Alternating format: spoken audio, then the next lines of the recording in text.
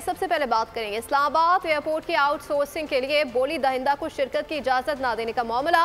बोल न्यूज की खबर पर वजीर आजम शहबाज शरीफ का नोटिस। बोल न्यूज ने एयरपोर्ट की आउटसोर्सिंग में यकसा मौके न मिलने का मामला उठाया था।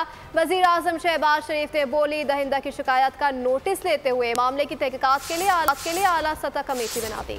कमेटी की सरबराही नायब वज़ीर आज़म इसहाक डार करेंगे। मजीद तफसीलात जानेंगे फहाद चौधरी से। फहाद, इसकी तफसीलात बताइए।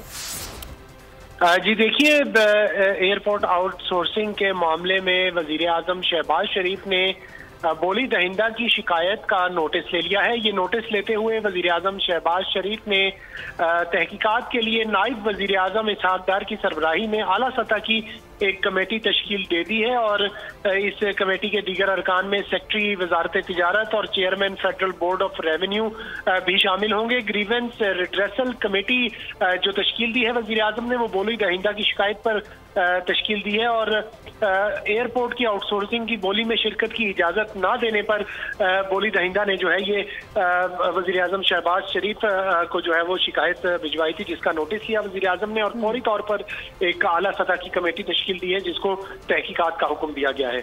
जी ठीक है, फहाद चौधरी हमें तफसीलन आगाह कर रहे थे, आपका बेहद शुक्रिया। सब्सक्राइब करें और बेल दबाएं ताकि कोई खबर रह न जाए।